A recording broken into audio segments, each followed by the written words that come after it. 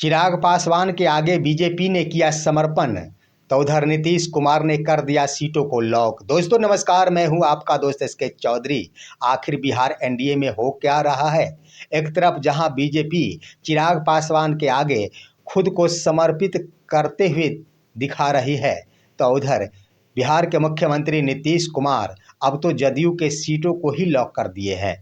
आखिर चिराग पासवान को लेकर एनडीए में चल क्या रहा है, आइए आज के इस वीडियो में हम विस्तार पूर्वक चर्चा करते हैं। लेकिन दोस्तों, आप अभी हमारे इस चैनल शौर्या हिंदी न्यूज़ को जरूर सब्सक्राइब कर लेंगे।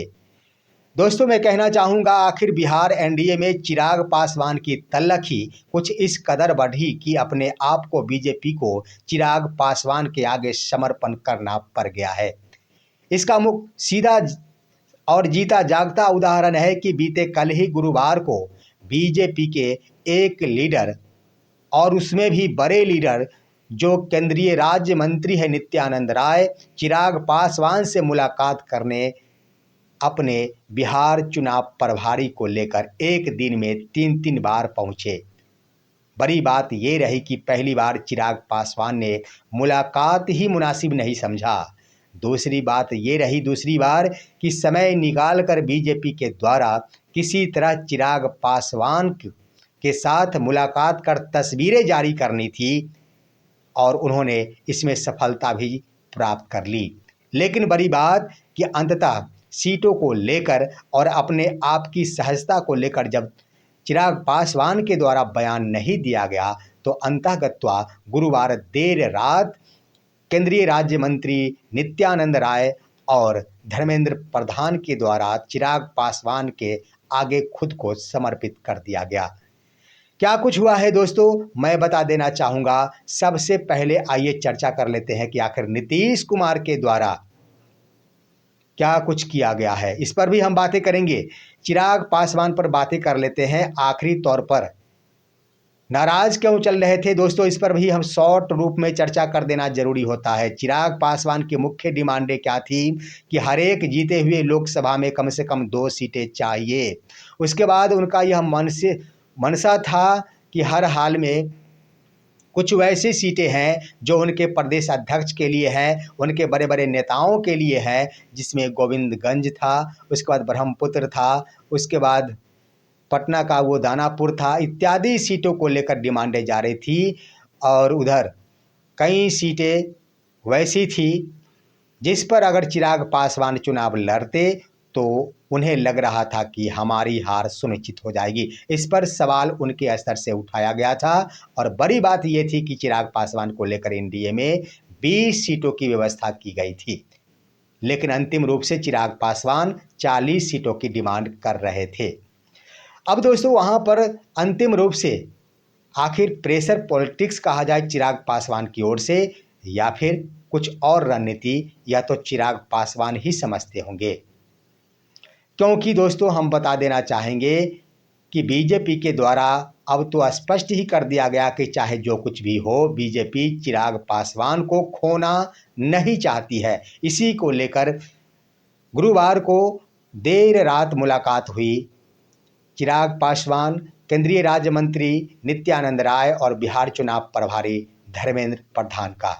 दोस्तों, मजबूरी बन गई थी बीजेपी की कि आखिर चिराग पासवान के साथ मुलाकातें नहीं होती तो पूरे मीडिया जगत में यह खबर फैल चुकी है कि चिराग पासवान और बीजेपी में तल्लखी है। किसी तरह ऑल इज वेल प्रदर्शित करने की कोशिश की गई।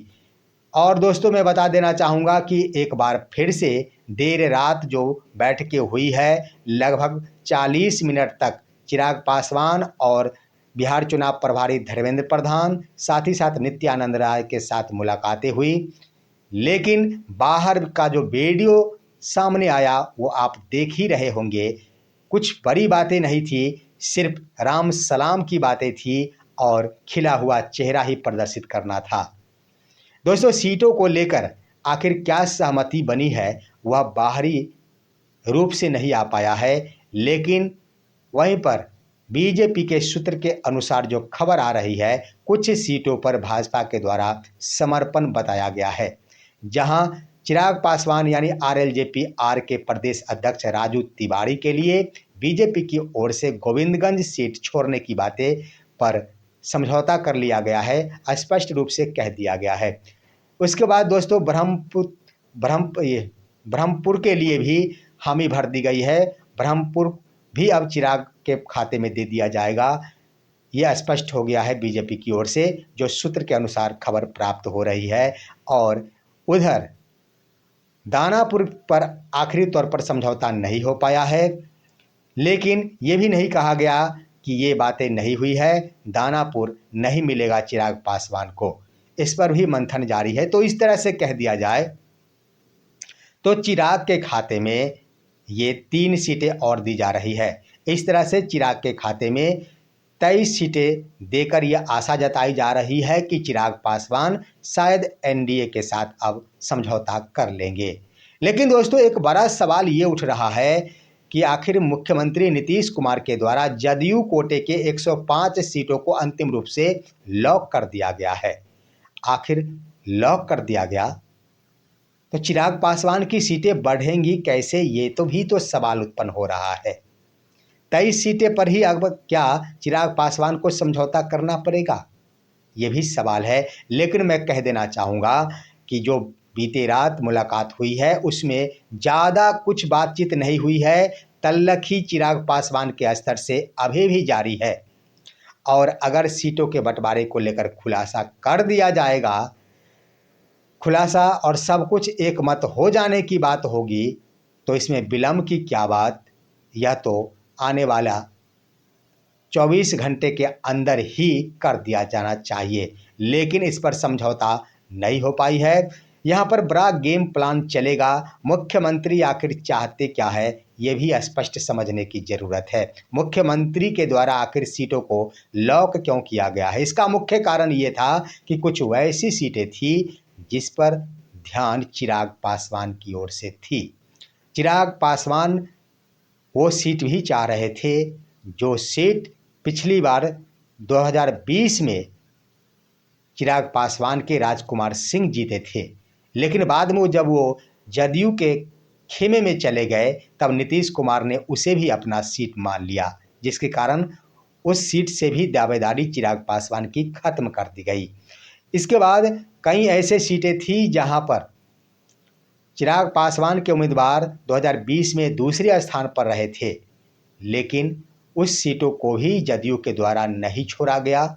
इन तमाम सीटों पर दावेदारी पेश करने को लेकर ऐसे लगभग 6 से 7 सीटें थी जिस पर चिराग पासवान की नज़र थी और वो सीट चाह रहे थे।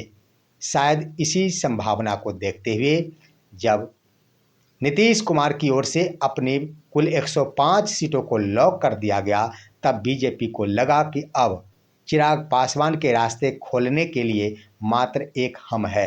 तब उन्होंने शायद अपने कोटे के ही वो चिराग पासवान के प्रदेश अध्यक्ष और बड़े नेताओं के लिए समझौता किए हैं।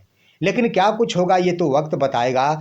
इतना स्पष्ट हो चुका है कि एनडीए में अभी भी कुछ नहीं कहा जा सकता।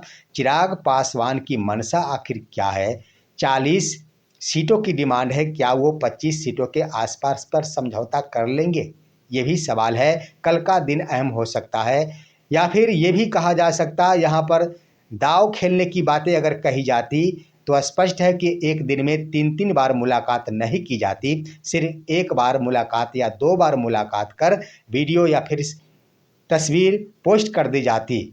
लेकिन यहाँ दाव वाली बात नहीं है। निश्चित रूप से चिराग पासवान नाराज चल रहे हैं एनडीए से, उनकी ओर से तलाकी जारी है। फिलहाल दोस्तों आज की खबर यहीं तक। आप सभी हमारे इस वीडियो को लाइक कीजिए, अन्य दोस्तों के पास शेयर कीजिए और अब दीजिए अपने दोस्त को इजाज़त। हम फिर मिलेंगे आपसे अगले वीडियो में, तब तक के लिए नमस्कार।